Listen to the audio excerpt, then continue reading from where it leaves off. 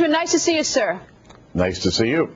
All right, well, today you had some action on the floor having to do with Congressman Rangel, who is currently the chairman of the House Ways and Means Committee. What happened? Well, there was a resolution that asked Mr. Rangel to step aside until the Ethics Committee completed its investigation of his tax problems and other issues that he has. They decided to just bury the resolution by sending the resolution itself to the Ethics Committee, which frankly does nothing. Listen, Charlie understands that the right thing to do here is to step aside as chairman of the Tax Writing Committee until these tax issues have been resolved by the Ethics Committee and the U.S. Attorney. All right. Now, of course, he's presumed innocent. He hasn't been accused of any criminal behavior, but Congress isn't a criminal forum, and it's simply the question of whether it makes any sense, whether it even looks good to the American people to have this essentially the head tax guy when he's got his own tax issues. Does he not see that? What does he say? What does Speaker Pelosi say? Ms. Pelosi said before she took control that this would be the most open and ethical Congress in history. And time after time, she's ignored her own statement by allowing people like John Murtha to remain as chairman of the subcommittee at Defense, allowing Charlie Rangel to stay as chairman of the Tax Writing Committee, even though he apparently forgot to pay taxes on some properties that he owns for a long period of time. And so it's really important that the trust of the American people is in their representatives. When you've got clouds hanging over you like this, you really should step aside until such time as the issue has been resolved. Did any Democrats vote that they should go forward to having him step down as chairman while this is pending, or was this strictly along party lines? No, there were two Democrats that joined Republicans in opposing their shoveling this off to the Ethics Committee itself. And so, which is a change from what we've seen in the past. And so at least we've got two Democrats who've joined with us. And I can say this. It is not right for Charlie Rangel to remain in that position while these questions are out there. And we're going to continue to press this case until Mr. Rangel does the right thing. Yeah, this one surprises me because this one seems rather basic. Just out of appearance of impropriety, that it would be smart to step aside. I'm also curious, did any Republicans vote to shove it off to the Ethics Committee, essentially vote with Congressman Rangel? Not that I'm aware of. Okay. All right. Now let's switch to the health care reform bill, something that all the nation's eyes are on. What's the story of these phantom amendments going on across the way in the Senate? What are they? I realize you're in the House and that's the Senate, but what's going on with those Senate phantom amendments? Well, what's really been interesting is that the Senate Health, Education, and Labor Pensions Committee produced a health care bill that looks a lot like the House Democrat bill. But between the time the bill was actually voted out of committee and before anyone saw it, there was about a 2-month lapse, which raises a lot of questions in my mind. But over that period of time, some 75 changes were made to the bill without a vote of the committee. And I know I used to be a committee chairman here in the House. And every time we moved a bill out of our committee, it was posted online by the end of the close of business that day. So the American people could see what it was we did in committee that day.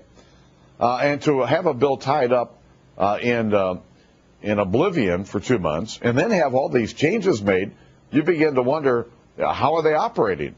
I'm going to introduce a resolution here in the House that would require all committees to post within 24 hours the actions taken by their committee.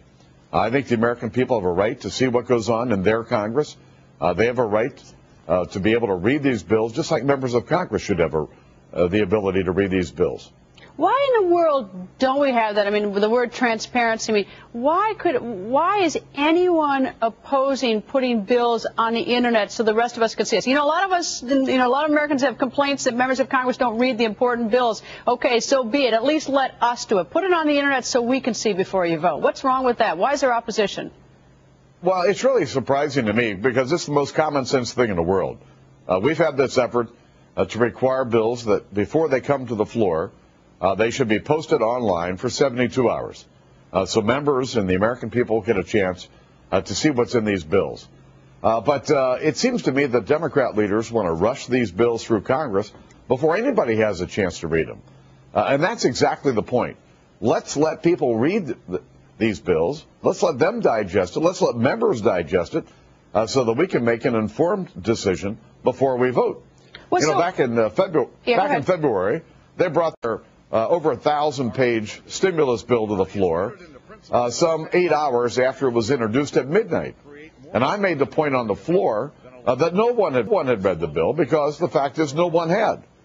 And then in June, they brought out a 300-page amendment to a 1,200-page national energy tax, their cap-and-trade bill, a 300-page amendment where I spent an hour on the floor helping members understand what was in their 300-page amendment that was filed at 3:09 a.m. All right, the day that we were considering the bill. I have something even more egregious about that February when there was that rush to vote. Not only that the poor senator from, I think it was from your state, was pulled back to vote. His mother had died, and he was brought back so that he could vote on it on that Friday. Saturday, it was not signed by the president. Sunday, it was not signed by the president. Monday, it was not signed by the president. It wasn't until Tuesday out in Denver. So there wasn't really that rush. So that easily could have been put on the internet so we could have seen it. But Absolutely. It just makes common sense.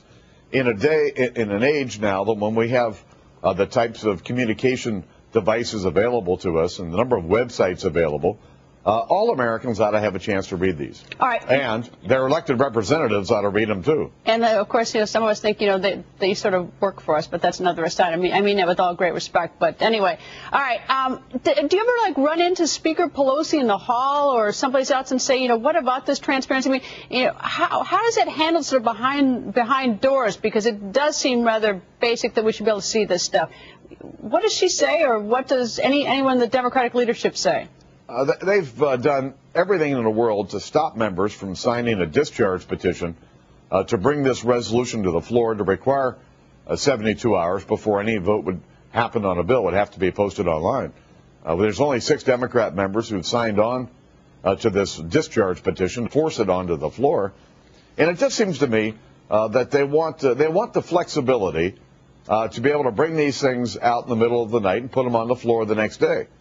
It's no way to run a railroad. All right. When your party was in leadership in the House and there were issues about transparency, any recollection how you handled it? Did you guys resist it at all? I realize at different times, but did you resist it at all?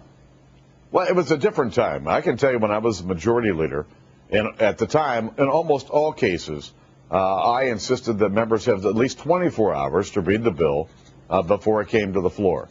But it's a different time.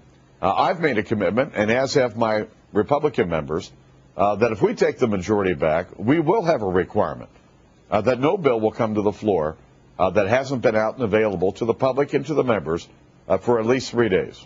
In terms of different time, there was, though, still the Internet. We could have done it when your party was in leadership, too, but so be it. We'll look forward and not backwards on that one. But I assume that even 24 hours doesn't seem like much time, and I have a hard time understanding any resistance to this one at all on either side of the aisle. No, I don't either, and I think most members understand that this just makes common sense. But why Speaker Pelosi refuses to allow this to come to a vote is really beyond me. You'll have to ask her. But I'm just curious. Do they sort of say, tough luck, we run the House? I mean, I'm just sort of curious, what could possibly... I know they use strategic rules or procedural rules to prevent it, but what do they say in the halls?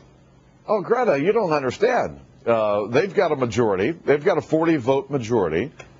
They don't talk to us about timing or when they're going to do these things. There's a real arrogance of power that's going on here in the House. The Speaker and the Majority Leader. These are their calls. They really could care less what we have to say about it. All right. Well, I hope that if the power should shift, that you don't forget that we'd like to see this transparency as well if your party takes over. Greta, I made a commitment to my colleagues. I made the commitment to you and to the American people. And if the American people stay engaged in this process, this rule will happen. It'll happen a lot quicker than a lot of us think. Thank you very much, sir. Thank you.